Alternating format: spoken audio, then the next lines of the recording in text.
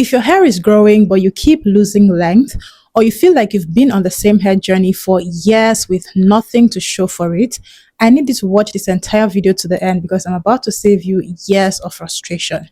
Now, I've been growing my natural hair for over 10 years and I've been through all manner of experiences. I have used all kinds of products. I have made every single one of these mistakes I'm about to give you myself. Today's video is one I've been wanting to make for a long time because when it comes to natural hair mistakes, even though there is a lot of information on the internet cautioning us about the things we should avoid, the things we should look out for, the things we should do, the routines we should follow, the products we should use according to our different hair types and porosities and whatnot, there are still people who never come across this information. And so even if I post a video up to 10 times talking about the same topic, I still get questions about that same topic in my DMs. And when I finally stopped doing them, the way my hair grew and my length retention changed completely. These are 5 hair growth mistakes I wish someone would have cautioned me about when I first started to grow my hair. And if you're making even one of these mistakes, then it's possible that that's the cause of your stunted growth, your hair loss, your excess breakage,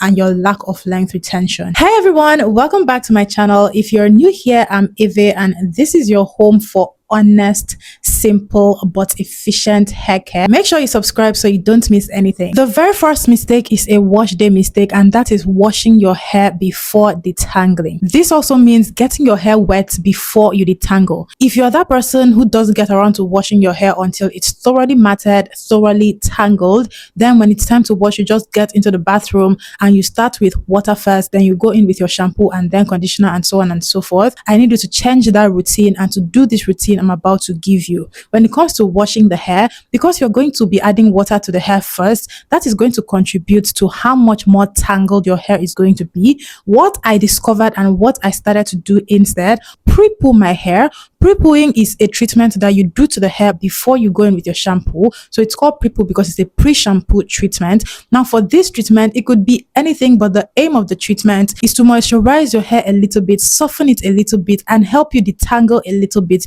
before you go in to do the full wash. For this treatment, we have things like hot oil treatment, we have things like hair mayonnaise treatment, we have things like protein treatment. There are a number of these treatments that you can try, but the treatment has to be something that conditions the hair and softens it almost instantly. When you apply a treatment like this to your hair, you'll be able to section your hair and work the treatment into the hair little by little so that you can separate the hair, detangle the hair properly, and when you go into wash, it's easier for water to run through your hair strands, touch your scalp without tangling it and causing it to knit over each other. When your hair is dry and tangled and you pour water on it, those tangles tighten. Then when you apply shampoo and you start scrubbing, it just makes the entire situation worse. And I used to lose so much hair on wash day without understanding that those beginning parts of the wash day, that they're applying water to the hair and then shampooing, were very critical. And if I was not attending to my hair very well in that time, I was going to lose more hair even as I moved on to conditioning and deep conditioning. The only thing that saved me when I used to make this mistake is that my hair was much shorter, and so I didn't lose as much hair. But the minute my hair started to get longer and I was still losing a lot of hair after coming out of washing, then I knew something was wrong and I started to research about how I could completely solve that problem. Okay, mistake number 2, and this one is about protective styling, which a lot of us think we're doing right, but you will find out that you are making a mistake that's making your protective styles to work against you. Leaving protective styles in for too long. Protective styles are one of the best tools for retaining length only when you make them and you leave them in correctly and treat your hair well when you have the protective style in. The biggest mistake I see people make is leaving a protective style in for too long. I'm talking about 2 months, 3 months, 6 months. There are people that even leave their protective style in for almost 1 year because they want to accumulate as much new growth as they can under the protective style. Now, when you do this, what happens when it's time for you to detangle and separate the hair? Your hair may be so matted to the point that you need to cut off the hair at the ends or at your scalp where the new growth starts from, and that just negates the entire purpose of a protective style. And trust me, I know the temptation. You make a beautiful set of braids or twists and you think the longer I leave this in, the less my hair is going to be disturbed and the more growth I'm going to have. Here is what is actually going to happen. After about 6 to 8 weeks, you shed hair. The hair that naturally falls out every day has nowhere to go. And so it is trapped inside your braids, it's trapped inside your twist. It starts to to tangle a mat around your new growth. And when you finally take the style down, you see massive shedding, which will be from all of the hair that shed and had nowhere to go, hair from your new growth, hair from the hair that tangled and matted and you detangled and everything came off. And at the end of the day, by the time you comb out your hair, by the time you detangle and you want to see the hair that is left after all of the new growth you think you had, you will see that your hair actually looks uneven and you will need to go in for a trim, which may lead to you trimming off more of the new growth that you accumulated simply because you left that style in for way too long. The rule that I follow, and I wish someone would have told me sooner, is I leave my styles in for no longer than 6 weeks. That's 1 month and 2 more weeks after. And during these 6 weeks, I take care of my scalp, I take care of my hair, I moisturize my hair, I moisturize my scalp, I do my scalp massages, and I even do a light shampoo when it is necessary. Now, mistake number 3 is one I am actually guilty of, and it took me years to learn about how to correct this mistake in the best way possible for me and for my hair. Using heat without understanding your hair's tolerance. When I first went natural and I did my transition, then I did my big chop. About 6 months after that, I went into flat iron my hair. I did a flat ironing, not just a blow dry. And so I passed heat across my hair multiple times to straighten it. I didn't use any heat protectant. I didn't do any preheat care. And this thing cost me, when I tell you, by the time I was done, I lost so much hair. My hair was fried. It was brittle. It was dry. That's what caused me to do my second big chop. And so I started my journey from scratch again. The mistake most people make is not understanding that every head of hair has a different heat tolerance. What works for someone else's hair at 450 degrees of heat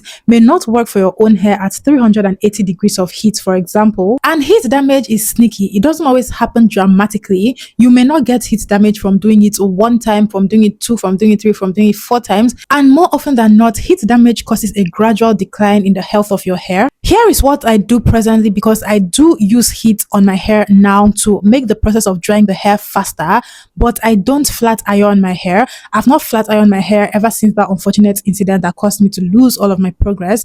I only blow dry, and the heat from my blow dryer is always very low. So there is that, and there is also the instance where I have to use high heat. Maybe I'm in a hurry, but generally I keep the heat from the blow dryer very low. This allows me to apply less heat to the hair. I also use the low tension method, where I don't stretch my hair repeatedly with a comb while I blow dry, but I just hold out the section of hair and I pass the heat over it multiple times until that section straightens.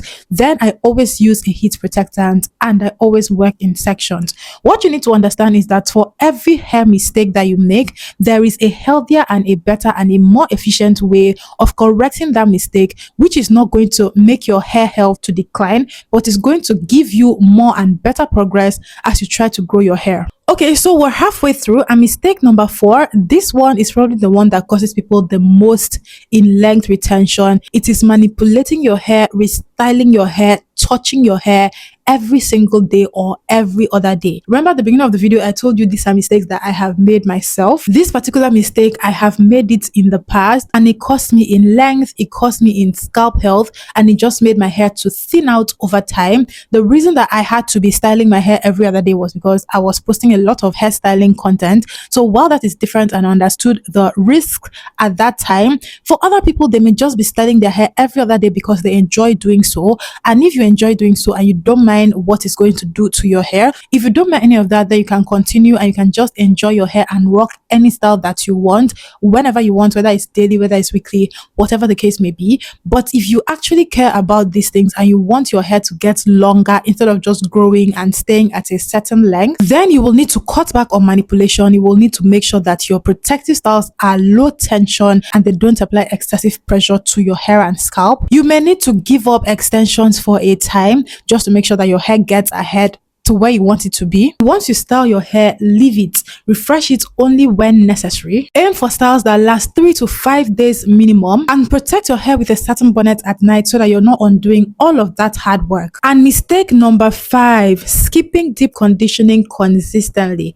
This one has multiple layers to it. There is skipping the deep conditioner multiple times after you wash your hair. There is leaving the deep conditioner on for too long, and there is leaving the deep conditioner on but not for long enough that that it actually works well for you. Now, I know wash day is long, and I know deep conditioning feels like that step that you can skip when you're tired and you just need to be done with your wash day. But instead of doing that, I usually recommend you do a pre-poo, which is the treatment before your shampoo instead. That way, you know that you are done with that, and once you go into shampoo and condition, you just rinse it out and go to moisturize your hair. But in spite of this, you have to understand that deep conditioning is the foundation of length retention and moisture retention, and if you're not doing it correctly or you're not doing it well enough, chances of your hair being dry, being brittle, and breaking excessively are going to significantly increase. The mistakes I see most are using a regular conditioner and calling it a deep conditioner. Now, there are conditioners that actually double as a deep conditioner, and if the conditioner you use is one, it's going to be written there on the back that you can use it and leave it in the hair for a stipulated time for it to act as a deep conditioner. Another mistake people make is applying the deep conditioner for like 5 minutes and then they rinse it out, or they apply it and they don't even wait 2 minutes, then they rinse it out due to tiredness.